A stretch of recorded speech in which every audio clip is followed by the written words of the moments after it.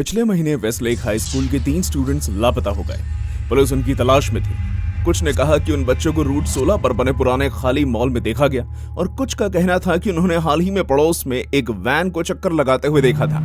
हमारे mom dad हमें school छोड़ने आने लगे। टीचर्स ब्रेक के दौरान कॉरिडोर में चक्कर लगाने लगे और इलाके में सिर्फ सुरक्षा के लिए हफ्ते में 2 बार लॉकडाउन ड्रिल्स करवानी शुरू कर दी।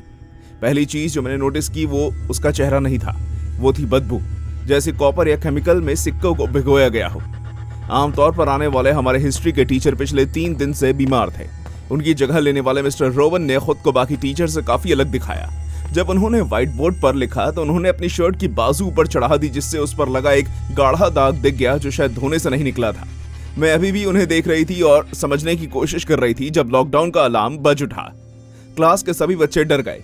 ये कोई मंथली ड्रिल वाला सायरन नहीं था, ये रोंगटे खड़े कर देने वाला अलार्म था जो आज से पहले बस एक बार बजा था। वही जिसका मतलब था कि हम एक ऐसे खतरे में थे जिससे बचा नहीं जा सकता था। सभी बच्चे अपने डेस्क के नीचे छुप जाइए, मिस्टर रोवन ने बहुत ही शांत आवाज में कहा। उनके चेहरे पर 1 इंच की परेशानी भी नहीं दिखाई दी। जब हम छुपने की कोशिश कर रहे थे, मैंने क्लास में खिड़की से एक झलक देखी। पुलिस की गाड़ियां चुपचाप पार्किंग में घुस रही थी। ऑफिसर्स गाड़ियों के पीछे छुपे हुए थे, उनके हाथ में हथियार थे। मेरा दिल सीने में जोर जोर से धड़क रहा था। मेरे अंकल एक पुलिस वाले थे, ये ड्रिल की तैयारी नहीं थी। मिस्टर रोवन ने प्रोटोकॉल भी फॉलो नहीं किया, ना उन्होंने लॉक चेक किया, ना ही लाइट बंद की। इसकी बजाय उन्होंने जानबूझकर धीरे धीरे ब्लाइंड्स नीचे खींचे और थोड़ी सी जगह से पुलिस को आते हुए देखा।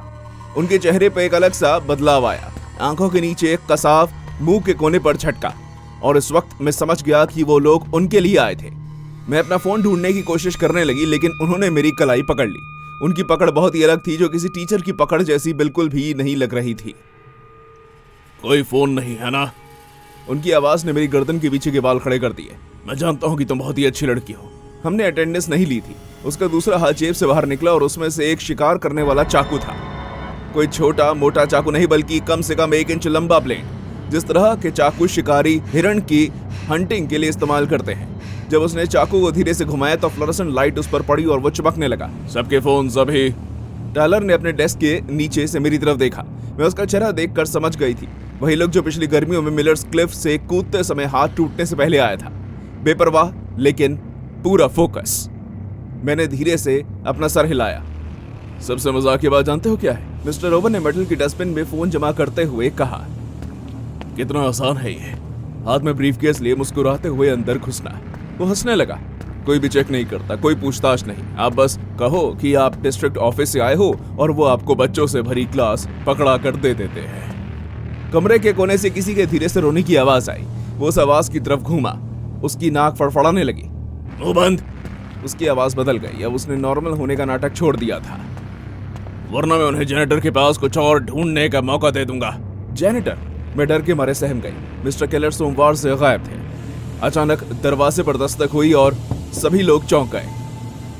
Mister Rowan? मिस राइली की डर भरी आवाज सुनाई दी। एक ही झटके में उसने मुझे पकड़ लिया। चाकू को मेरे गले पर दबाते हुए उसे क्लास के बाकी बच्चों की तरफ तान दिया। उसकी आंखों में एक धमकी थी जो पूरे कमरे में गूंज रही थी। आवाज करो और शुरुआत मैं इससे करूंगा। दरवाजे पर बनी एक छोटी सी खिड़की से सिर्फ मिसेस राइली की परछाई देखी जा सकती थी, उनका चेहरा नहीं। वो भी ये नहीं देख सकती थी कि क्या हो रहा है। वो लोग ईस्ट विक को खाली करवा रहे हैं, उन्हें कुछ मिला। उनकी आवाज हल्की पड़ गई। बस तब तक इंतजार कीजिए जब तक ऑफिसर्स यहाँ नहीं आते। क्या मिला? मेरे दिल की धड़कन कान में सुनाई देने लगी। सभी बच्चे आए हैं, उसने वापस आवाज लगाकर कहा। जैसे ही वो वहां से गई मेरी कुर्सी हिली। मैं अपनी जगह से थोड़ा हिली। उसका सर घूम गया, आंखें बड़ी हो गई। अब उसकी आंखें काली दिख रही थी। तुम हिली? उसने गुस्से से भरी आवाज में कहा। लॉकडाउन के दौरान कोई भी हिल नहीं सकता, समझी? वो मेरी तरफ आया। उसने मेरे बाल पकड़े और मुझे ऊपर उठाया। चाकू उसने मेरी जॉ के नीचे रखा हुआ था। मैं बुरी तरह डर चुकी थी। तुम सब, उसने सबको आदेश देते हुए कहा, सभी दीवार के आगे खड़े हो। मेरी क्लास के बच्चे डर के मारे खड़े हो गए। तुम मेरे साथ चलोगी, उसने मेरे कान में कहा। उसकी सांस गर्म और खट्टी थी। अचानक टायलर डेस्क के पीछे से कूदते हुए आया। उसने अपनी कुर्सी से मुड़े हुए मेटल के पैर को घुमाया और जब वो रॉड उसकी टांग से टकराई तो बहुत ही भयानक आवाज हुई। वो आदमी हवा में चाकू चलाते हुए जोर से चिल्लाया। ब्लेड टायलर की बाजू पर लगा और फौरन खून बहने लगा। लेकिन मेरे लिए उसका इतना ध्यान भटकाना ही काफी था। मैंने अपने कोनी से उस पर वार किया और खुद को छुड़ा लिया। सभी लोग उसे पकड़ो, मैं क्लास में लगे फोन की तरफ भागी और मैंने इमरजेंसी बटन दबा दिया। रूम 207।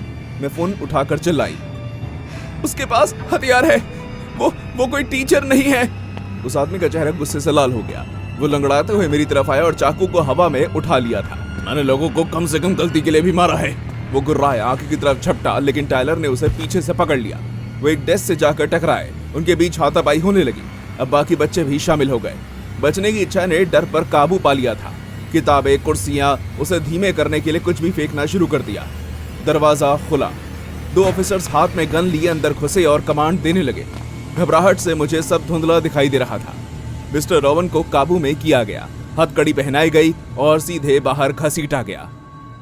जैसे ही वो उसे मेरे सामने से ले जाने लगे, उसने अपना सर घुमाया। उसका चेहरा मेरे चेहरे से कुछ इंच दूर था और वो मुस्कुराया, खतरनाक, खौफनाक और मौत का चेहरा लिए हुए। तुमने मुझे निराश किया है ना, उसने कहा, इतना धीरे कि सिर्फ मैं ही सुन सकती थी। मैं जानता हूं कि तुम कहां बैठती हो। जब तुम्हें डर लगता है तो तुम कैसे स्मेल करती हो। उन्होंने उसे धक्का मारते हुए आगे ढकेला, लेकिन वो जाते जाते उसने 2 शब्द कहे, अगली बार। बाद में हमें सच्चाई पता चली। सैमुअल केच एक ऐसा आदमी था जो बच्चों और नौजवानों के खिलाफ क्राइम्स के लिए 3 स्टेट्स में वांटेड था। वो 2 दिन पहले ही एक साइकेट्रिक वार्ड की बहुत हेवी सिक्योरिटी से भाग निकला था, जहां उसने 3 बुजुर्गों का गला काटकर उन्हें मार डाला। ठीक उसी तरह जैसे उसने मिस्टर केलर, हमारे जैनिटर, ईस्ट विंग के बेसमेंट में बॉयलर के पीछे पाए गए थे। हमारे असली टीचर की लाश मिस्टर रोवन की गाड़ी की डिक्की में पाई गई, जो स्कूल से 3 माइल दूर पार्क की गई थी। कभी कभी रात में मुझे बॉक कटर की हल्की हल्की आवाज सुनाई देती है। मैंने अपने स्कूल बदल लिया, लेकिन जब भी कोई रेगुलर टीचर स्कूल नहीं आता तो मैं उनके सब्स्टिट्यूट्स के कफ्स चेक करती हूँ। मैं अपने दिमाग में उस पल को बार बार दोहराता रहता हूँ। वो पल जब लियम ने मेरा हाथ छोड़ा था, वो पल जब मुझे उसे और कसकर पकड़ना चाहिए था।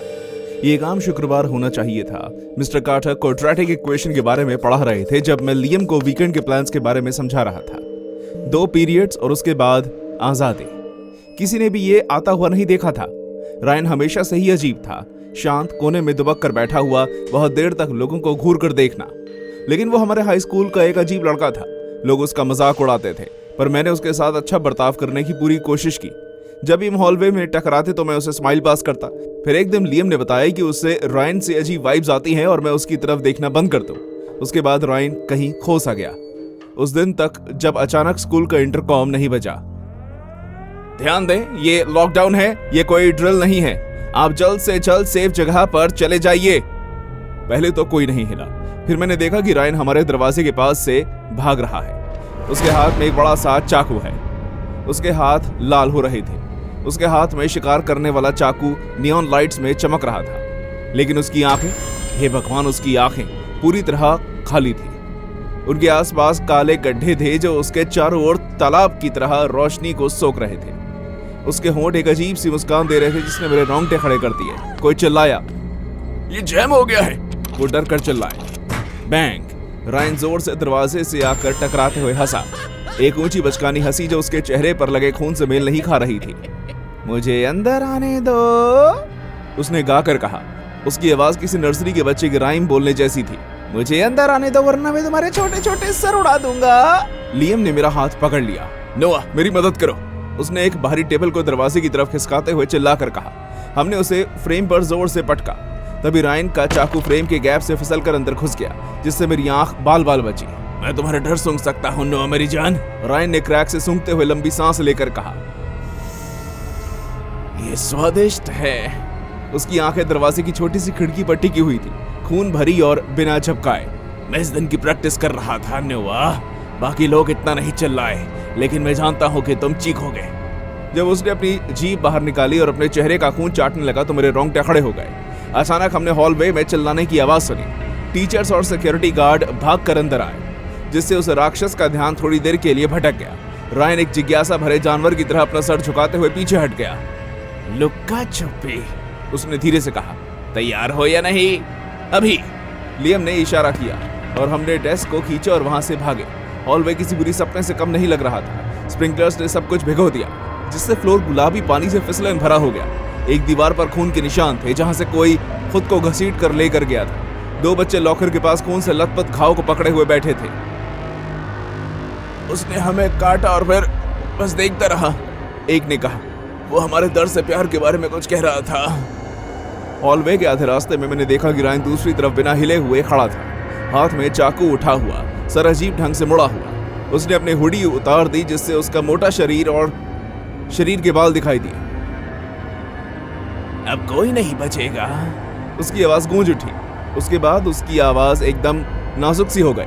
मैं तुम्हारे अंदर झांकना चाहता हूं नोहा। हम भागे, लियम फिसल गया, लॉकर से टकरा गया। इससे पहले कि मैं मदद कर पाता रायन वहां पहुंच गया। बहुत ही हैरानगी की बात थी कि वो काफी तेज भाग रहा था, चाकू से वार कर रहा था। उसकी स्पीड इतनी तेज थी कि शायद ही उसके पैर जमीन को छू रहे थे। मैंने दीवार से एक फायर एक्सटिंग्विशर उतारा और उसे जोर से घुमाया जो रायन के कंधे से लगा, लेकिन वो हिला नहीं, बस मुस्कुराया। गुदगुदी हुई। वो हंसने लगा, उसकी आंखें चमक उठी। क्या तुम देखना चाहते हो कि असली दर्द कैसा होता है?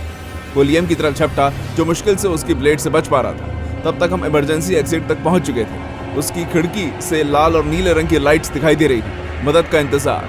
लियम मेरी तरफ मुड़ा, उसका चेहरा डर से फीका पड़ा। पहले तुम जाओ, उसने लड़खड़ाती आवाज में कहा। क्या? नहीं, हम दोनों साथ जाएंगे। मैंने उसका हाथ पकड़ा। उसने अपना सर हिलाकर मना करा। वक्त बर्बाद मत करो, जल्दी जाओ। मैंने दरवाजे से कदम रखा। ठंडी रात की हवा मेरे फेफड़ों को छू रही थी। मैं पीछे मुड़ा, मैंने अपना हाथ लियम की तरफ बढ़ाया। हमारी उंगलियां आपस में मिली। तभी मैंने रायन को उसके पीछे देखा। वो एक छाया की तरह उसके पीछे खड़ा था। उसकी आंखें मेरी आंखों से मिली और उसका हाथ आगे बढ़ा। नहीं! मैं चिल्लाया। चाकू लियम की कमर में घुस गया। उसकी आंखें बड़ी हो गई, मुंह अनसुनी चीख निकलते हुए खुल गया। रायन के चेहरे पर खुशी की लहर दौड़ उठी। आंखें ऊपर की तरफ घूम गई और उसने ब्लेड घुमाया। उसकी जीभ फिर से बाहर निकल गई, सांप की तरह हवा का स्वाद चखने लगी। खूबसूरत, उसने गहरी सांस लेते हुए कहा, जैसे उसे मोक्ष मिल गया हो। पुलिस अब हमारी तरफ बढ़ रही थी, लेकिन रायन का काम अभी खत्म नहीं हुआ था। ब्लेड फिर से चमका और एक बार फिर उसने लियम की साइड में घुसा दिया। मैं उसका हाथ नहीं छोड़ पा रहा था। मैं ऐसा नहीं कर पा रहा था। संभालो, खुद को जाने मत देना, मैंने उससे भीख मांगते हुए कहा। लियम के मुंह से खून के बुलबुले निकलने लगे, लेकिन किसी तरह उसने मुस्कान बरकरार रखी।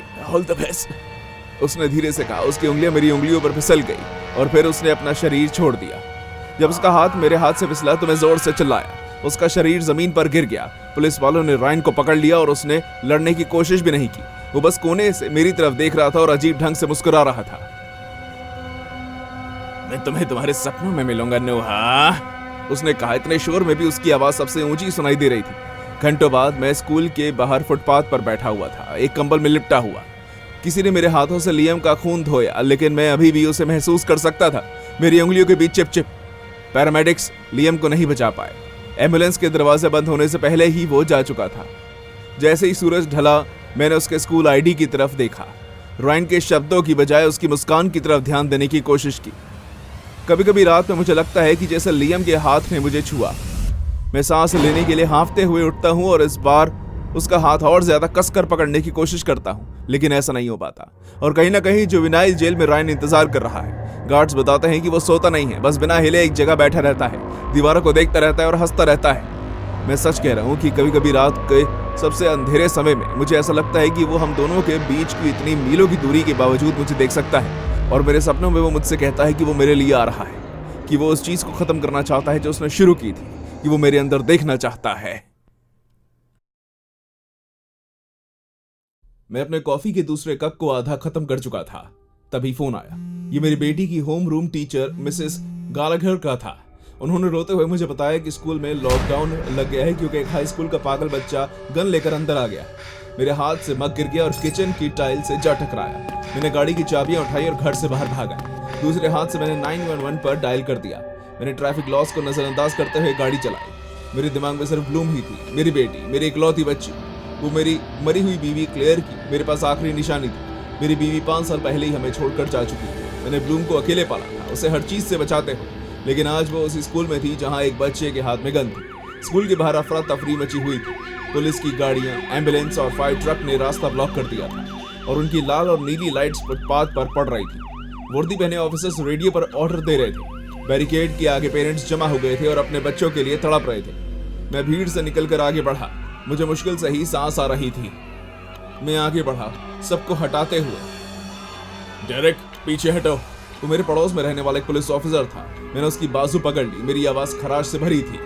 मेरी बेटी वहां अंदर है, उसे अस्थमा का प्रॉब्लम है, उसका दम घुट सकता है, मुझे अंदर जाने दो। उसने सख्ती से अपना सर हिला दिया। सब कुछ हमारे कंट्रोल में है, तुम्हें पीछे हटना होगा। तुम समझ नहीं रहे हो, मैंने कहा। अगर वो डर गई तो वो बेहोश हो जाएगी, उसे मेरी जरूरत है। ब्रैड बिल्कुल भी कमजोर नहीं पड़ा। हम उसे बाहर निकालेंगे, तुम्हें हमें हमारा काम करने देना होगा। एक पल के लिए मैं शांत खड़ा हो गया। मैं बेबस और मजबूर महसूस कर रहा था। मैं उन माँ बाप के रोने की आवाज सुन सकता था जिनके बच्चे अंदर थे, लेकिन जब तक मेरी बेटी अंदर है मैं चुप नहीं बैठने वाला था। मैं भीड़ से पीछे हट गया और ध्यान से बिल्डिंग के पीछे वाली साइड चला गया। मैंने वो जगह देखी जहाँ सामान लोड किया जाता है। वो बिल्कुल खाली पड़ा था। वहां ना ही पुलिस थी और ना ही कोई बैरिकेड्स। और तभी मैंने उसे देखा। एक खिड़की थोड़ी सी खुली हुई, इतनी बड़ी कि मैं उससे आसानी से निकल सकता था। मैं हिचकिचाया नहीं। मैंने खिड़की को ऊपर धकेला, ऊपर की तरफ चढ़ा और अंदर घुस गया। गिरने के बाद मेरे हाथ जलने लगे, लेकिन मुझे इस बात की परवाह नहीं थी। मैं बिल्डिंग के अंदर था। हॉलवे में बहुत अंधेरा था, जहां लाल रंग की कम रोशनी वाली बिंदी के साथ इमरजेंसी अलार्म चमक रहा था।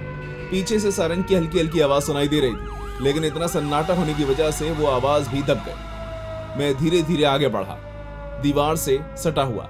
मेरी सांस तेज और गहरी थी। हर एक कदम बहुत ही भारी लग रहा था। अचानक गोले की इतनी जोरदार आवाज हुई कि जैसे मेरे कानों के पर्दे फट गए हों। हॉलवे के नीचे खिड़कियों के कांच टूट गए और टाइल्स पर बिखर गए। कुछ सेकंड्स के लिए तो मेरे पैर वहीं जम गए, लेकिन फिर मैंने उन्हें और तेजी से ब्लूम की क्लास की तरफ भगाया। मुझे बहुत ही अच्छी तरह पता था कि वो कहाँ थी। Room number 214। मैंने उसे खिड़की से देखा। वो 4 और बच्चों के साथ डेस्क पर बैठी हुई थी। उसकी छोटी छोटी उंगलियों ने अपने इनहेलर को पकड़ रखा था, लेकिन वो इतनी ज्यादा कांप रही थी कि फिलहाल उसे इस्तेमाल नहीं कर पा रही थी। उसके होंठ नीले पड़ गए थे और उसकी छाती छोटी छोटी सांस लेने के लिए ऊपर नीचे हो रही थी। मुझे इस बात की परवाह नहीं थी कि इससे मुझ पर कोई मुसीबत आएगी या नहीं। मैंने दरवाजा खोला। ब्लूम! मैं उसकी तरफ भागा और घुटनों पर बैठ गया। मुझे देखकर उसकी आंखें बड़ी हो गई, लेकिन उसने कोई आवाज नहीं की।